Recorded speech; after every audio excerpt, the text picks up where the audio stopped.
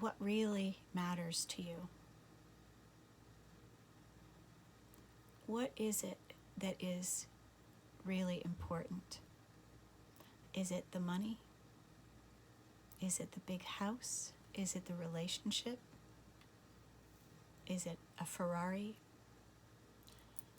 I have something that I wrote and I'm going to read it to you. So pardon me for not being able to look you in the eye while I do. What really matters to you?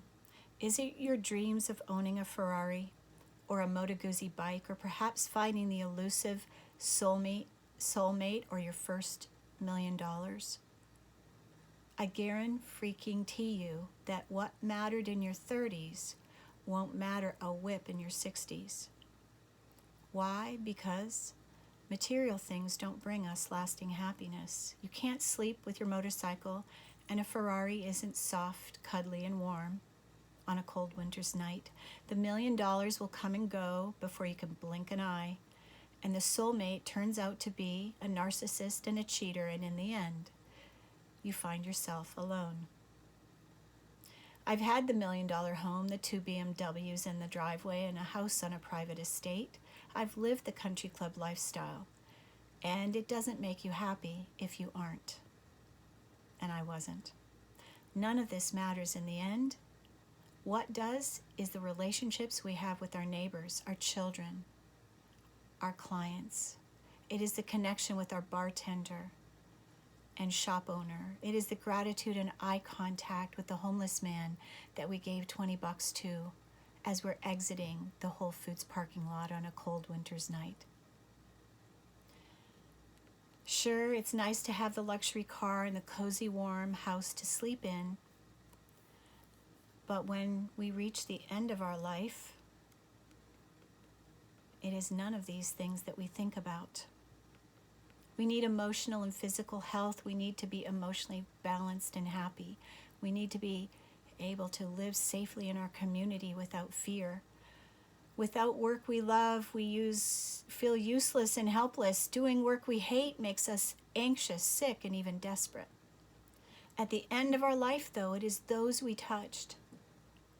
It is the lives we changed and the people we love that matters most. It is what we leave behind that lights us up when we leave our bodies.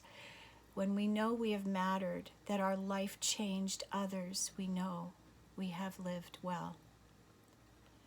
We like not being involved. We like the anonymity. We like being detached from another's pain.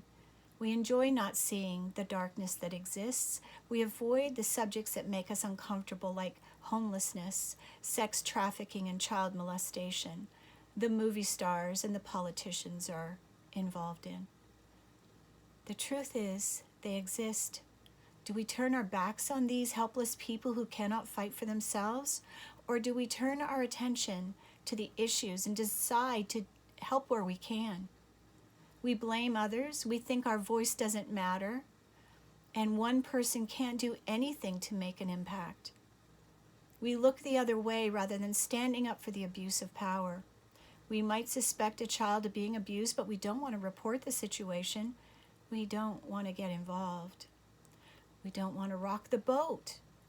We are already involved because we live on this planet together. We all have a responsibility, and that is to stand up for what we believe and to right these injustices. The truth is our boat is sinking, and we have a chance to help the world, to right the wrongs, but we need to start bailing. We're all in this together. We occupy the same world. My life is blissful and abundant. However, the research I have done recently has taken me to some shocking realizations. What I thought was true isn't. What I thought was fake is true. My head is spinning and how fast things are coming undone. I'll help you navigate the next steps and months with techniques and methods that keep me solid, grounded in truth and love.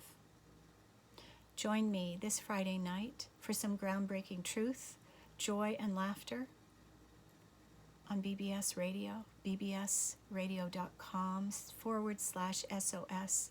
I hope you'll join me this week as I talk about and discuss deeply suicide, depression, and a healthy way out. I hope to have you on my show. There are phone numbers that you can call in, 888-627-6008 or 323-744-4831. I hope you'll join me Friday night, 8 p.m. Pacific. Thanks so much for watching. Sending you a big heartfelt hug and some love.